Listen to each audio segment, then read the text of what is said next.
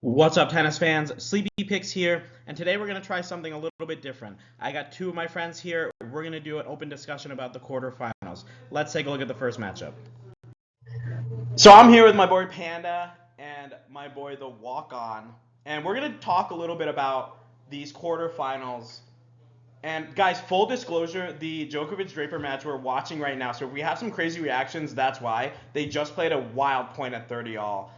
We have 0-0 in the third set, so that's where we are. But we're going to take a look at the first quarterfinal matchup between Alcaraz and Cam Norrie. And I wasn't able to get any eyes on the Alcaraz-Ruud match, but it seemed like it might have been pretty routine. A 6-1, 7-6 win. We talked about how Ruud is very prone to those errors, and the court's just playing very slow. Alcaraz has time to crack that forehand.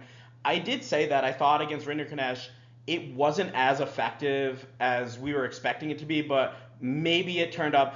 I will also have another video out here just kind of going through some more of the stats and everything once I get eyes on these quarters, so definitely look out for that one.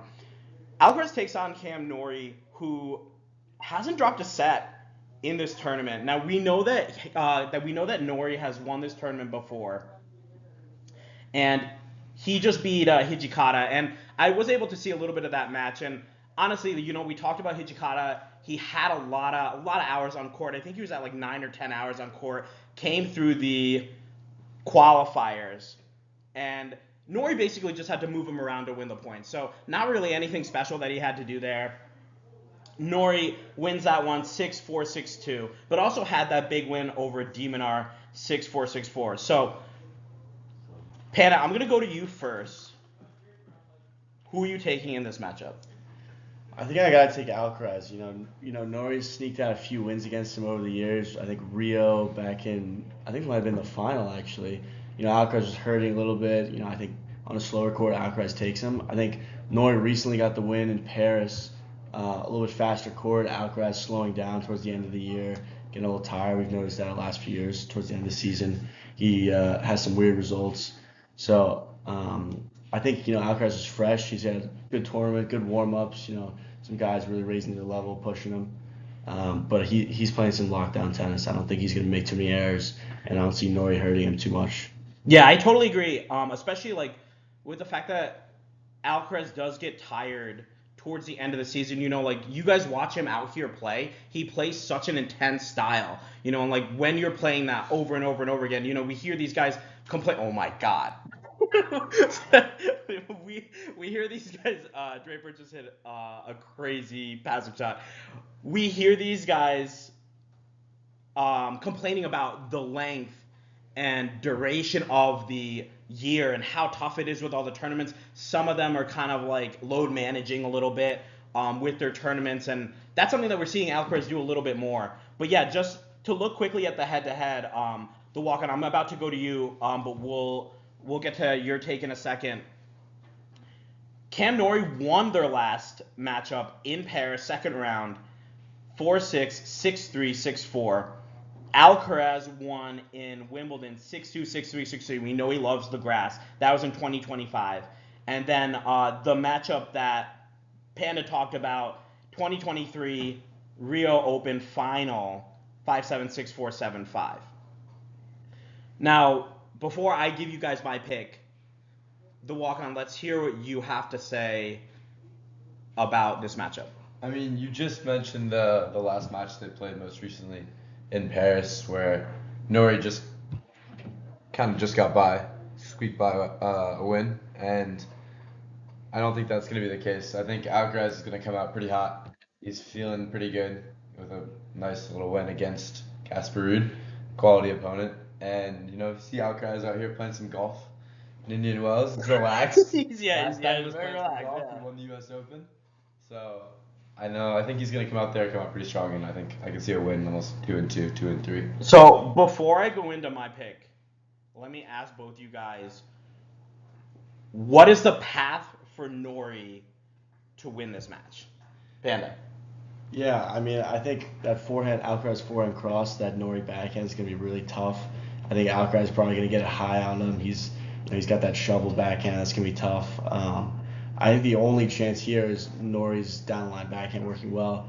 changing that pattern, getting out of that, and going for his forehand cross to the Alcaraz backhand. Maybe he gets it high enough or pulls him out wide. He can sneak in or something like that. But I think that's kind of the only chance. I think if Alcaraz stays locked down the backhand and keeps those points crossed on the forehand, he's gonna do pretty well. Nice. The walk-on? I think Panda with a much more detailed analysis than with my prediction. I think Alcaraz had a little problem with his ankle against Rinderknecht rounds ago. I think he'll have to break his ankle for Cam Norrie to come out and win this match. Okay, so pending injury, it's not gonna happen.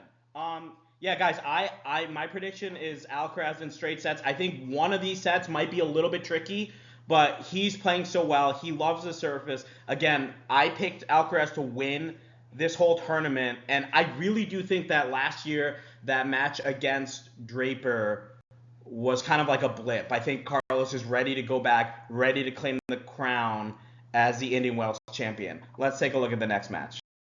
Next match we have Zverev playing Arthur Fils, and as you guys know, Fils was my pick to be the sleeper to get through this draw. I did already do a preview on this match. I have picked Fils. I think it's going to be a three-setter, but obviously the one thing that I'm really worried about is that Zverev serve. He has served really well this entire year, so that's going to be an issue, whether Fils can neutralize this. And again, the big question here for me is, can Fils perform in those big points? This match is not going to be 6-2, 6-2 Fils. I would be shocked if it was, right? So at some point, at 4-all, 5-all, 6-all on the breaker, Fils is going to have to come up with these big shots. He has been all tournament, and he's hitting his forehand great. But can he do it now for a chance to get the semifinal? I just gave my pick, of course. I'm going to go to the walk-on first. Who are you picking? I think this is a really interesting matchup. I would say I'm going to have to lean towards Zverev just because the court shell is slower. And it really plays into his game style where he can kind of sit back, make a ton of balls. And like you just mentioned, Fils is playing well, but I think this is definitely a jump in quality for an opponent that he's faced. I mean, he just faced Felix, who's kind of in form, playing well. But I think Zverev presents definitely a much harder challenge on these slow courts. Yeah, and that's another thing too. We're seeing these balls sitting up. The courts are playing slow.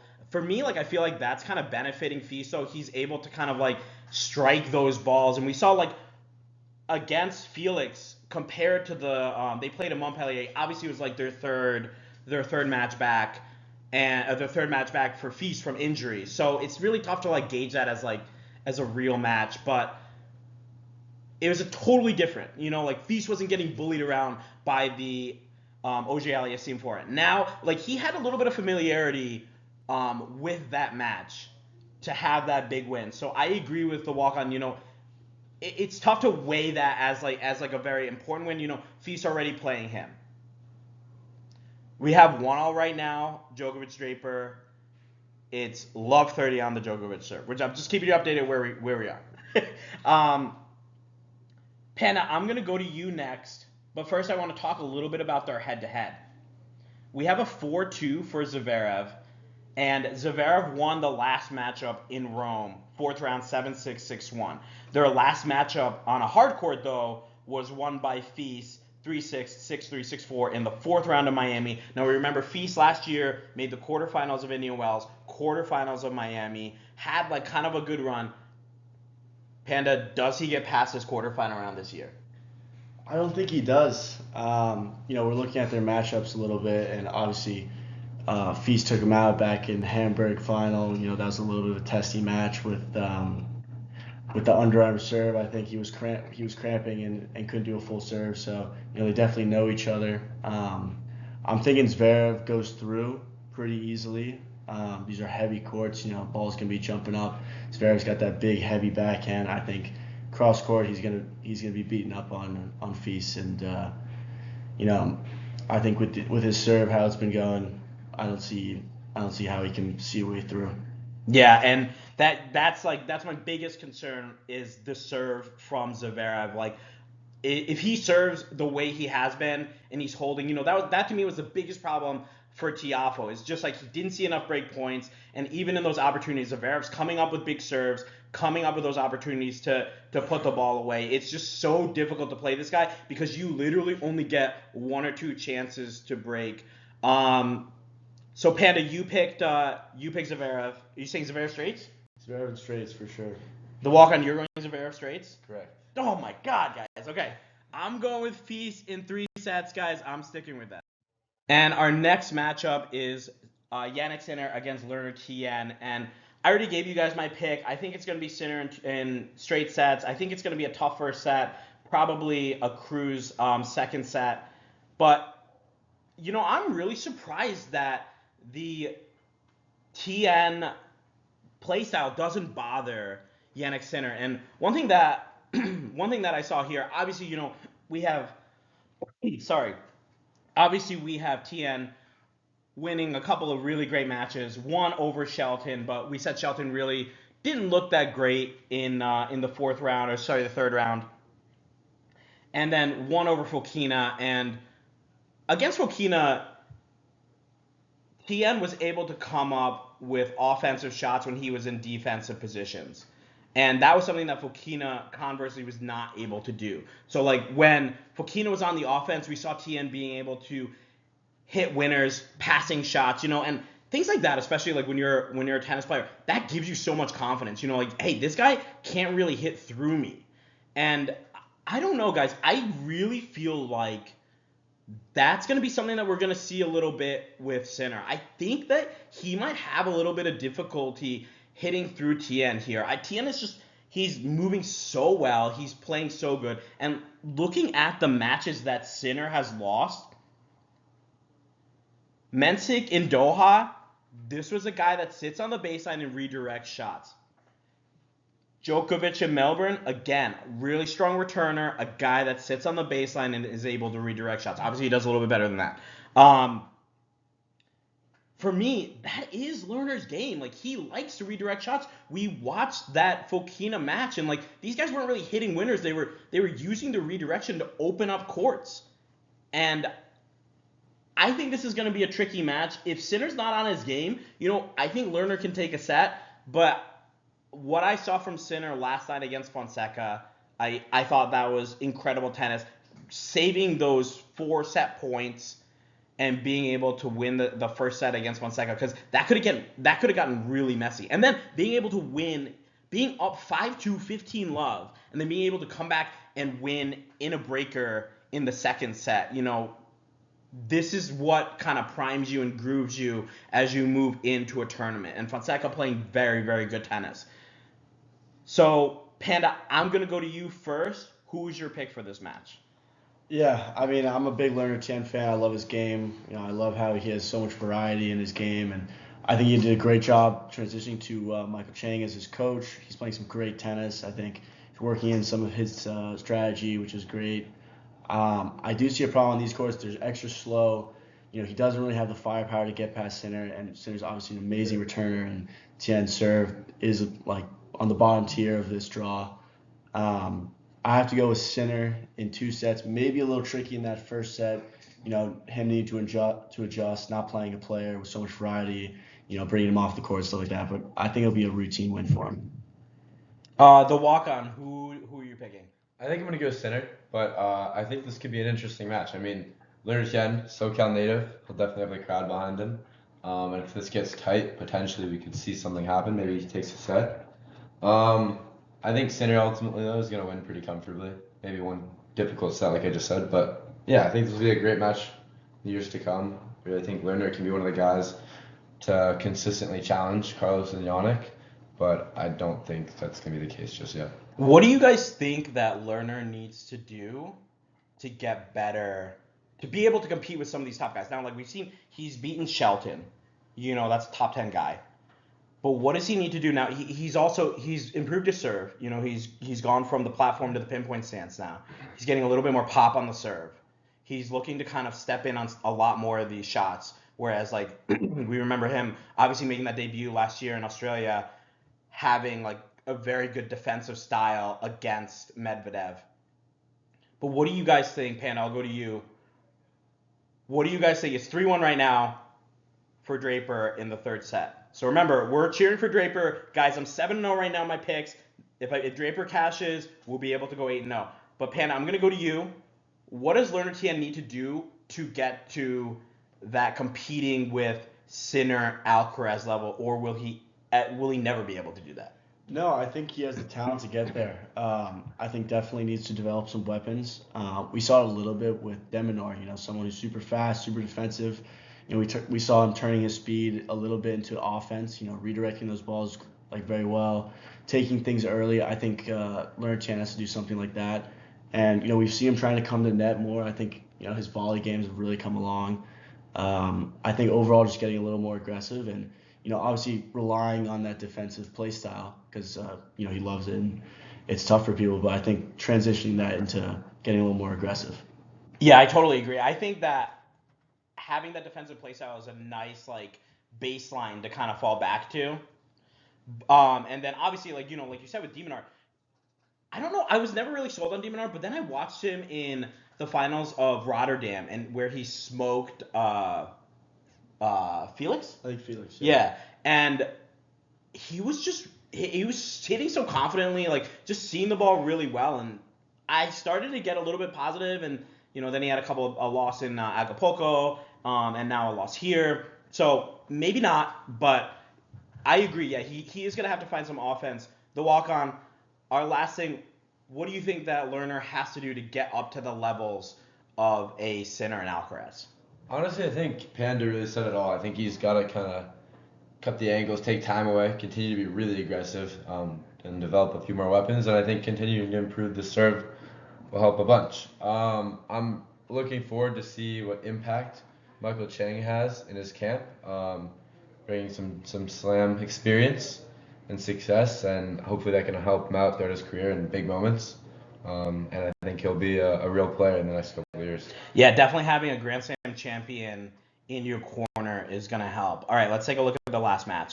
And our final match is Jack Draper playing Daniil Medvedev. And holy cow, what a match from Jack Draper. He was given opportunity after opportunity, and just it felt like it was going to be one of those Novak comebacks, and Jack Draper able to hang on and get a win in a third set breaker late at night. Now he's got to turn around. These matches are tomorrow, right? Yeah, tomorrow. Now he's got to turn around and play Medvedev, who is just red hot right now. Medvedev able to beat Mickelson, and that match, the Mickelson match, was just Medvedev. Just such a tough matchup for him, a very easy 6-2, 6-4 win for him. The offense of Mickelson had nothing on Medvedev. He was just able to play great defense. Mickelson not able to hit through Medvedev the same way he was against Fritz. And again, maybe a little bit of fatigue from Mickelson towards the end of that. But looking at this matchup, we have a head-to-head of 1-0 for Medvedev. They played in 2024 in Rome. Second round, Medvedev was able to win 7-5, 6-4. We're now playing on an outdoor hard court. We got Medvedev sitting at 16-2 outdoor hard. Jack Draper sitting at 3-1. Remember, he is just coming back from his injury. Guys, I'm just going to give my pick right now. I think it's going to be Medvedev in straights. I think it's going to be pretty straightforward. They're playing tomorrow.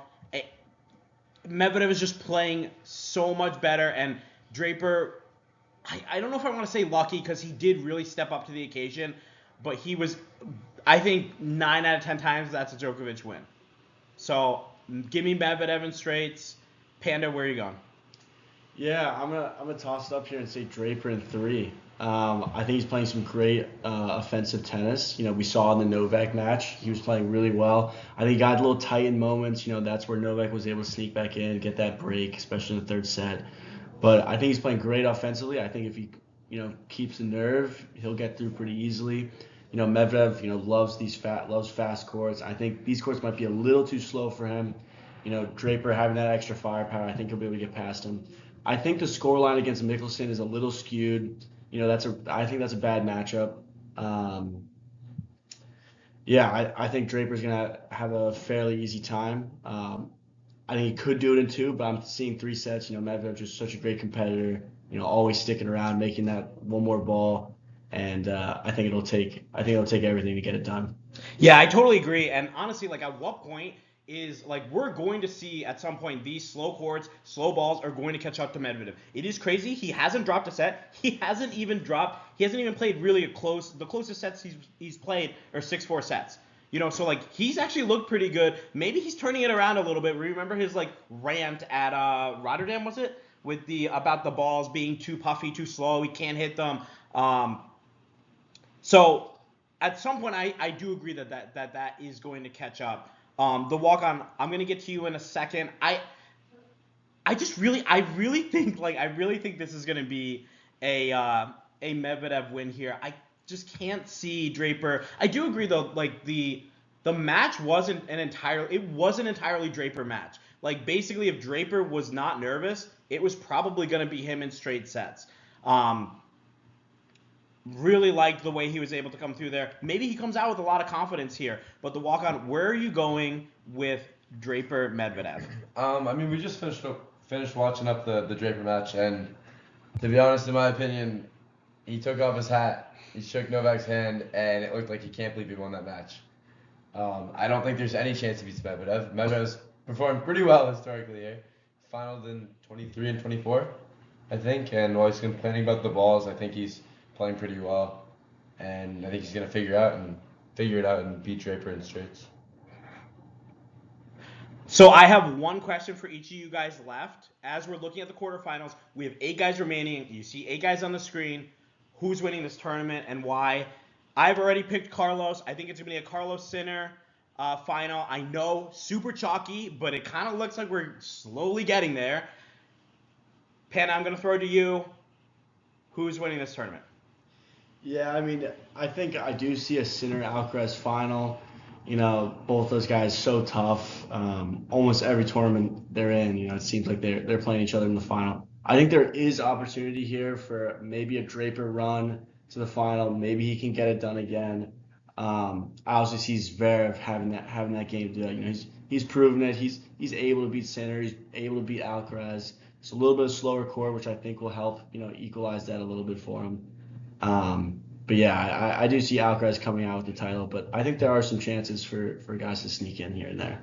Yeah, I'm really looking forward to if we can get that Medvedev Alcaraz semifinal. I think that's gonna be great. That's like 2 players that are red hot right now, and then potentially a Fils Sinner semifinal, maybe a Zverev Sinner semifinal. Again, we talk about Zverev. He hasn't made it past the quarterfinal here. So is this gonna be the year? I don't know. The walk-on, who are you picking to win this tournament and why? I'd agree with both of you. I think Carlos is gonna win. I think pretty convincingly, if that. I think he really loves these courts and he's in great form, and I don't see anyone really pushing him. All right, so we're going all talk here, guys. Pick the 1 seed to win. But I'll talk to you guys next time. I'll see you guys in the next video. Once again, guys, thanks again for watching. Please like and subscribe. Share your picks in the comments. Share the video. Let me know if you kind of liked us having a little bit of tennis banter back and forth with our picks. We might have been a little bit chalky with some of them, but we got some different opinions here. We do love talking about tennis here. So thanks again for listening, and I'll see you guys in the next video.